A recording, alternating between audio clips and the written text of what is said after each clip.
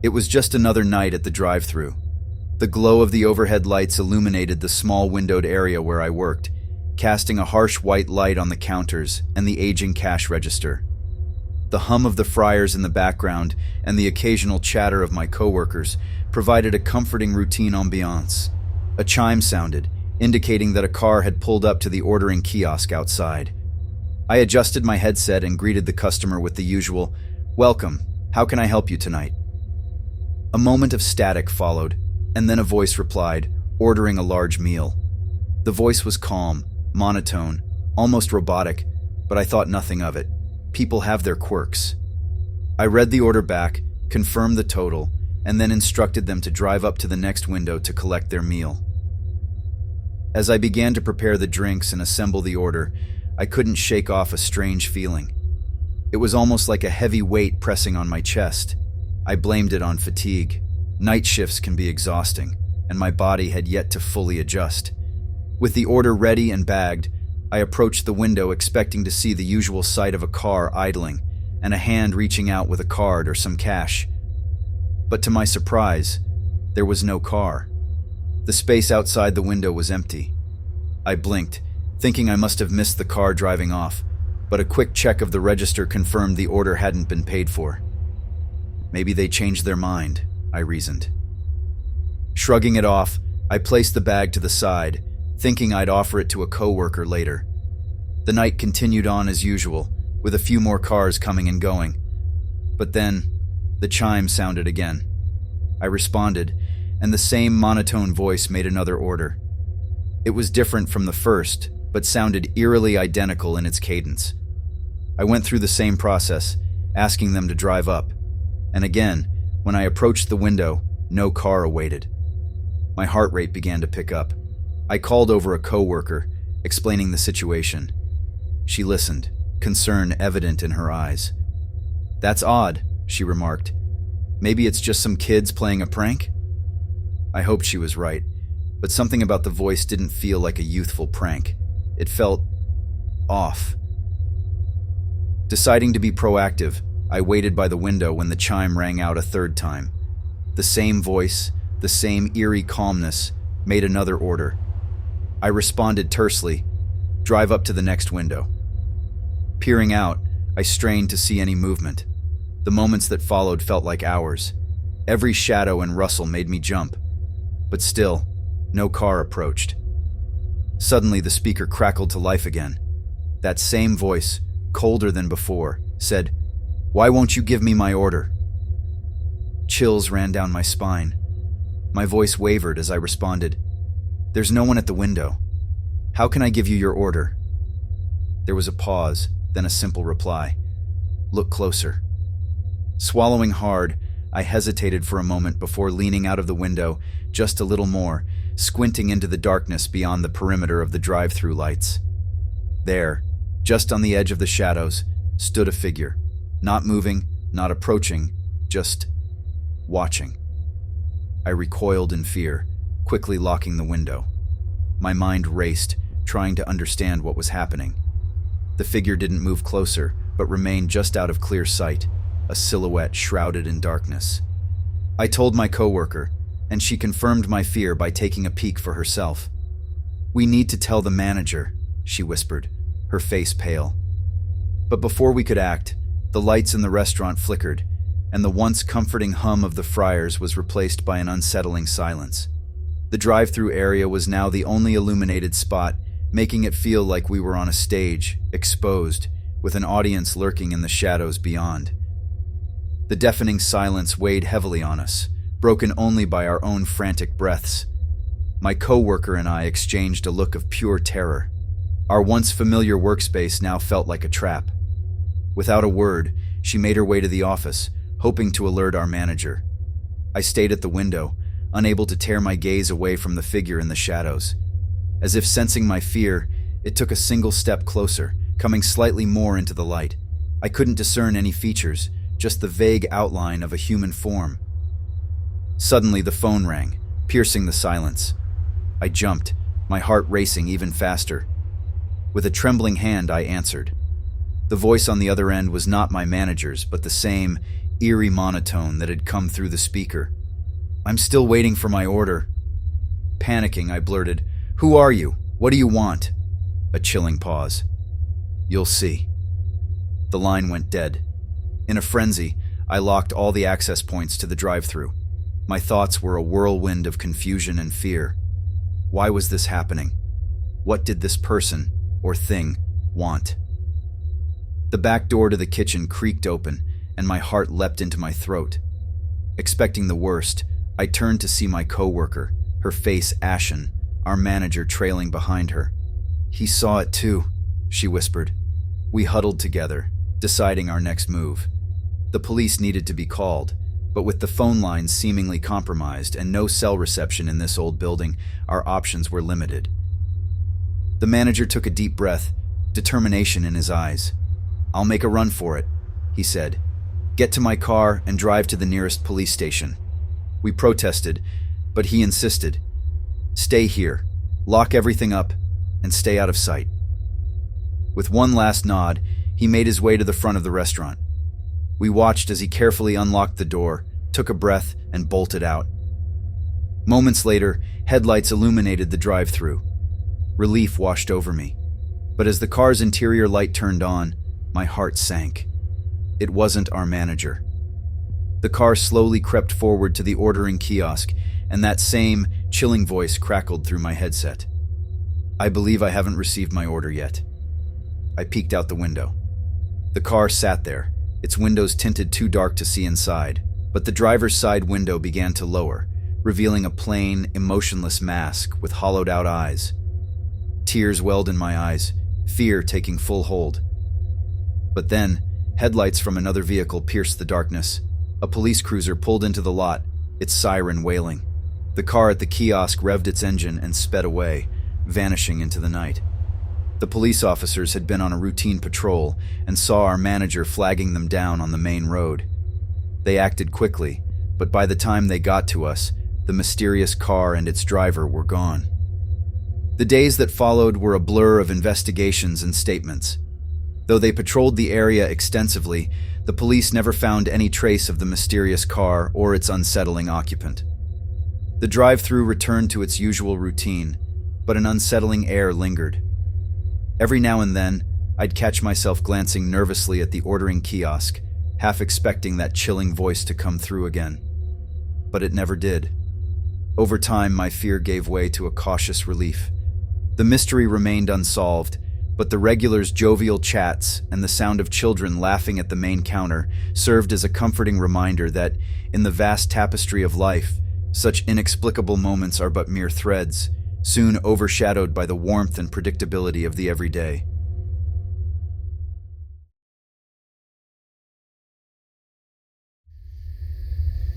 The building's isolation was its defining feature, situated miles from the nearest town. I took this research job because of the solitude it promised, and for weeks, the quiet had been a welcome companion. It was the only structure for miles, and its purpose was research. Just me, my equipment, and the vast expanse of nature surrounding me. One chilly evening, after finishing up some tests, I decided to take a break outside. The fresh air was invigorating, and the vastness of the land was breathtaking. I enjoyed these moments of solitude. However, upon re-entering the building, I noticed something odd. A trail of wet footprints led from the entrance to the main hallway. Confusion overwhelmed me. I was the sole inhabitant, and no visitors were expected. Maybe it was just water dripping from the ceiling. I inspected it, but the prints were distinctively human. Toes, heels, and the arch of a foot. The prints led towards my research room. I approached the room slowly, trying to dismiss the nervous energy building up. The door was ajar, which I didn't remember leaving that way. Pushing it open gently, my breath caught in my throat.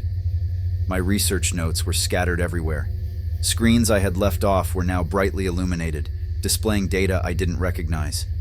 I quickly checked my personal items. Everything seemed in place. However, the undeniable fact remained. Someone had been here. A cold fear gripped me. Maybe it was a colleague sent for a surprise inspection, or perhaps someone from the town who got lost. But deep down, A voice whispered that neither scenario was plausible. I decided to inspect the building. With every step, the silence grew heavier, echoing my heartbeat. The once familiar hallways and rooms felt alien.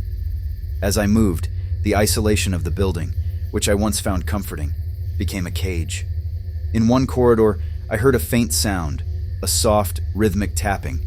It was coming from the storage room. The door was closed. Taking a deep breath, I grabbed the handle. Before I could turn it, the tapping stopped abruptly. Hesitating for a moment, I pushed the door open. The room was as I left it. Equipment stacked neatly, tools in their proper place. But the one window, which I remembered latching shut, was now wide open, letting in the cold breeze. The realization hit me hard. Whoever had been here could still be nearby, possibly watching. Shaken, I decided to lock myself in my research room. I could wait till morning and then leave for town. As I approached, I heard a soft whirring sound from inside. But all my equipment was off. I nudged the door open to see a static-filled screen, the white noise deafening in the silence. Then, from the static, a voice emerged. Low and raspy, it whispered, "Not alone." That did it. Panic coursed through me. I bolted for the exit, leaving behind my belongings, my research, everything. As I ran, I heard soft footsteps echoing mine, always just a pace behind. I burst outside, the cold air stinging my face. The vast land looked different now, shadows moving subtly under the moonlight. But I kept running, the building growing distant behind me. The footsteps grew fainter, but never disappeared. The vast, open landscape was both a blessing and a curse. While it provided a clear view of any pursuer, it also left me exposed. My legs ached, every rustle of grass or gust of wind making my heart race faster. The building had receded to a mere dot in the distance, and yet those footsteps, or what I perceived as footsteps, haunted every step I took. Reaching the grove of trees, I huddled down, desperate for a moment's respite. The imagined tapping resumed. Close, too close. Every fiber of my being screamed to bolt, to escape this relentless pursuer that seemed neither human nor animal. As dawn approached, I gathered the courage to leave my hiding spot and cautiously made my way to the town. People gave me odd looks as I stumbled through the streets, my disheveled appearance drawing attention. Desperate for answers, I shared my chilling experience. Many listened with skepticism, but an older local woman nodded solemnly. "You're not the first," she began. Others who took up the same research job at that remote location reported odd sensations, mysterious sounds, and unexplained fear. She explained that the isolation, combined with the vast, echoing surroundings and unfamiliar nocturnal sounds of nature, often played tricks on the mind. Prolonged solitude, especially for those unaccustomed to it, could induce states of delirium, making one hyper-aware and anxious. Recalling the wet footprints, she mentioned that many nocturnal animals in the region, like raccoons or certain birds, could be mistaken for human presence, especially in a heightened state of mind. The pieces began to fit. The tapping, the footprints, even the scattered notes, were they all products of my own frazzled nerves, amplified by the echoing silence and vastness of my surroundings? The more I reflected, the clearer it became. My mind, craving human interaction and stimulus, might have conjured up these threats, converting natural sounds and occurrences into perceived dangers. I decided to request a transfer to a more populated research station. The city, with its bustle and hum, became my sanctuary. But every so often in the stillness of the night, I'd remember that isolated incident.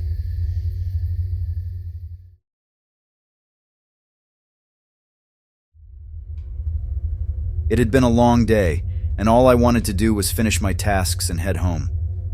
As the janitor of an old, sprawling building, I had seen my fair share of dusty corners and creaky floors. But the basement? I usually avoided it. It was older than the rest of the building, a relic from days gone by. Today, however, there was a leaky pipe down there, and my supervisor insisted I check it out before leaving. Descending the staircase, I was immediately enveloped by a cold, damp air that made the hairs on my arms stand up. Fumbling for the light switch, I was met with only the faintest flicker from an overhead bulb, casting a dim glow over the vast, cluttered space. Rows of old shelves lined the walls, stacked high with forgotten files, boxes, and random equipment. I quickly found the source of the leak, fixed it, and was about to leave when the unthinkable happened. The door behind me slammed shut with a resounding bang. I rushed to it, twisting the handle, but it wouldn't budge. Must be the rusty old lock, I thought, trying to keep calm. Feeling around my pockets, I realized my cell phone wasn't with me.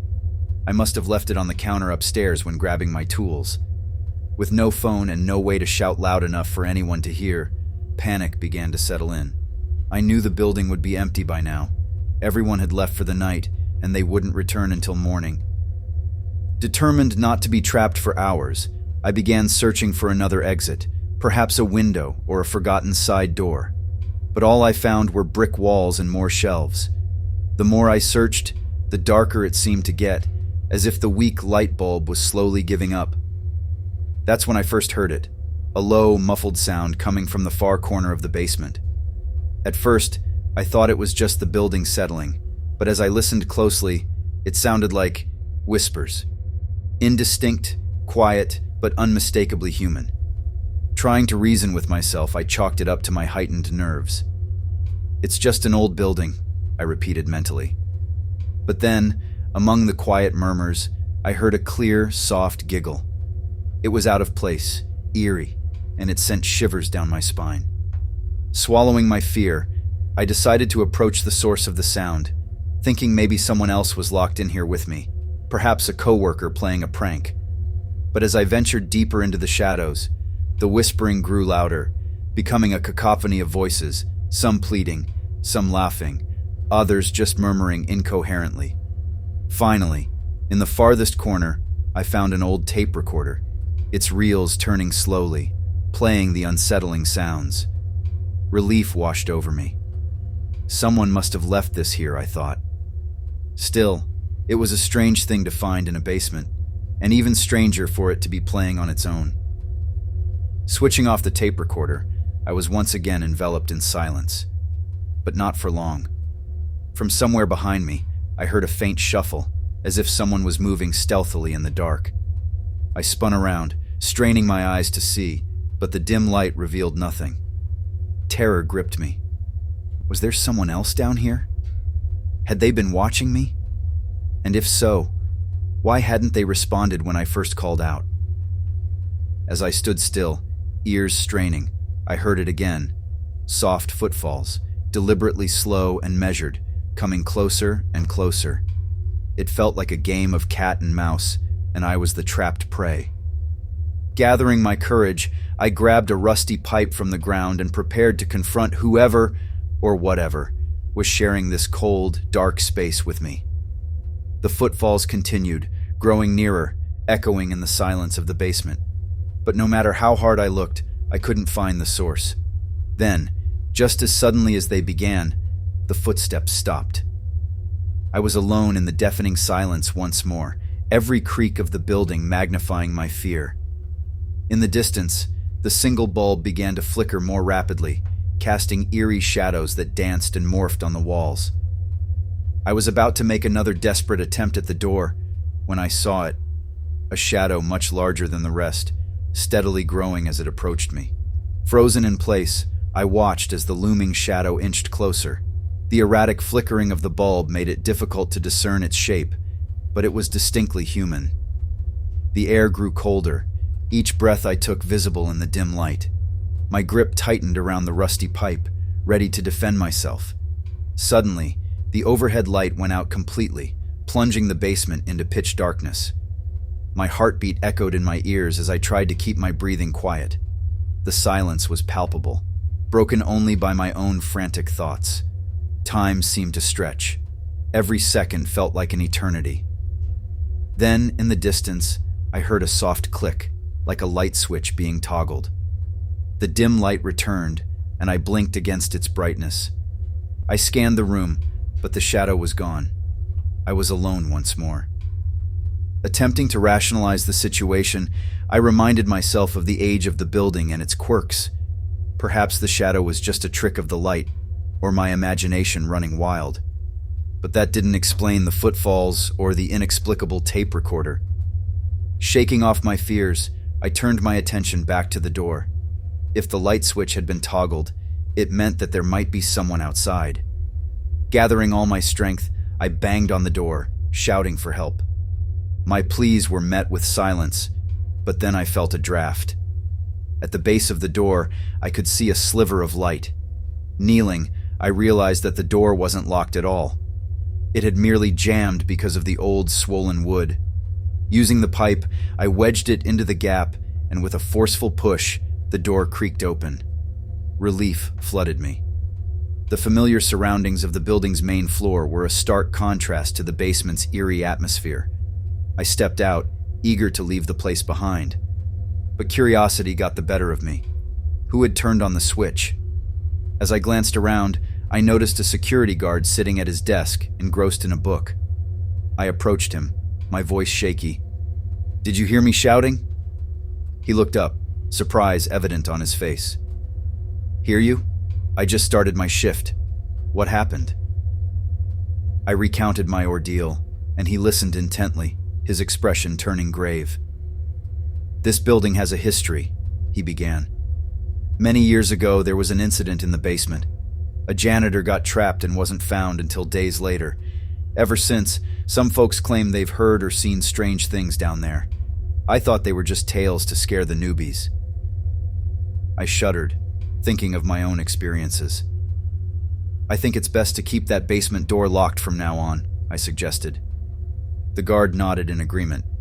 "Definitely. And maybe put a sign up. We don't want anyone else going through what you did." I thanked him, my gratitude genuine. As I left the building, the weight of the night's events bore down on me. The city's sounds, once mundane, now felt comforting.